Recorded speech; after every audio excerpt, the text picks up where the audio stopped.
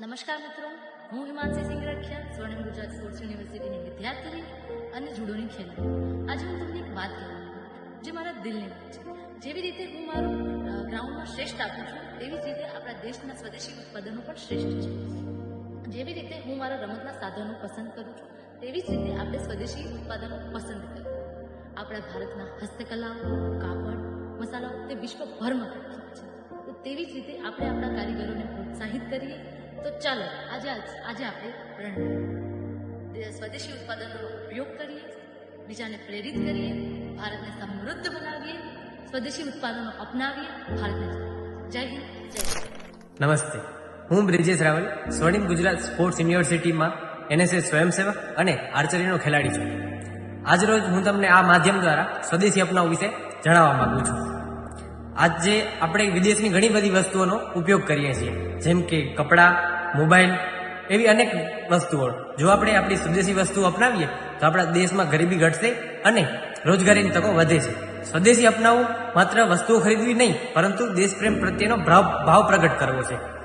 તો ચાલો આપણે સૌ સાથે મળીને, મારા સાથે મળીને આપ સૌ પ્રણ લઈએ અને સ્વદેશી વસ્તુઓ અપનાવીએ અને દેશને આગળ વધારીએ. જય હિન્દ, જય ભારત.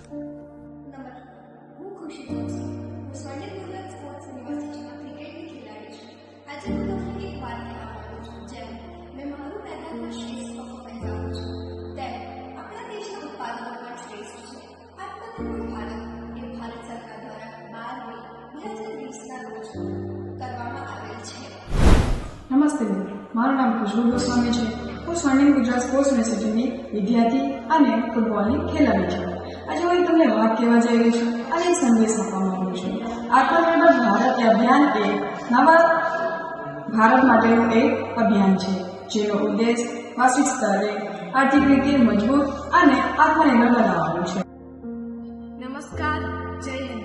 હું રાધિકા સુરેશકુમાર દવે સ્વર્ણિમ ગુજરાત સ્પોર્ટ્સ યુનિવર્સિટીમાં અભ્યાસ કરું છું. હું કરાટેની ખેલાડી છું. મિત્રો, આજે હું તમને એક વાત કહેવા માંગુ છું જે મારા દિલની વાત છે. જેમ હું મેદાનમાં મારું શ્રેષ્ઠ પ્રદર્શન આપું છું, તેવી જ રીતે દેશના ઉત્પાદનો પણ શ્રેષ્ઠ છે. મિત્રો, આજના વર્તમાનના ડિજિટલ યુગમાં જ્યારે આપણે વિશ્વભરના ઉત્પાદનો પ્રાપ્ત કરી શકીએ છીએ, ત્યારે સ્વદેશી ઉત્પાદનોનો ઉપયોગ કરવો એટલો જ મહત્વનો અને જરૂરી બને છે.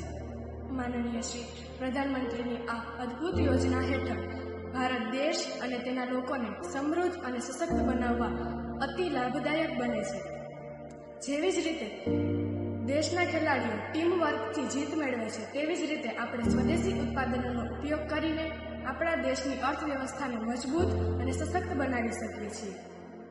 આપણા દેશની અર્થવ્યવસ્થાને મજબૂત અને સશક્ત બનાવવા માટે આપણે અતિથી અતિ સ્વદેશી વસ્તુઓનો ઉપયોગ કરવો જોઈએ અને દેશપ્રેમ દાખવવો જોઈએ. નમસ્કાર મિત્રો, હું ખુશી યાદવ, સ્વર્ણિમ ગુજરાત સ્પોર્ટ્સ યુનિવર્સિટીની વિદ્યાર્થી અને કુસ્તીની ખેલાડી. મિત્રો, આજે હું તમને એક વાત કહેવા માંગુ છું જે મારા દિલની વાત છે.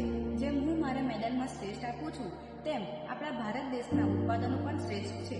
જેમ ટીમ વર્કમાં ખેલાડીઓ એકબીજાના પ્રોત્સાહન અને સહકારથી ટીમની જીત મેળવે છે, તેમ આપણે પણ ભારત દેશના ઉત્પાદનોને પસંદગી કરીએ અને ભારતને શ્રેષ્ઠ બનાવીએ. જેમ હું મારા મેદાનમાં જે સાધનો હોય છે તેની પસંદગી કરું છું, તેમ આપણે પણ ઉત્પાદનોની પસંદગી કરીએ અને ભારતને સમૃદ્ધ બનાવીએ. આપણા ભારત દેશના કપડાં, મસાલા અને હસ્તકલા તે વિશ્વભરમાં પ્રખ્યાત છે. તો ચાલો મિત્રો, આપણે ભારત દેશના ઉત્પાદનોને પસંદગી કરીએ અને ભારતને સમૃદ્ધ બનાવીએ.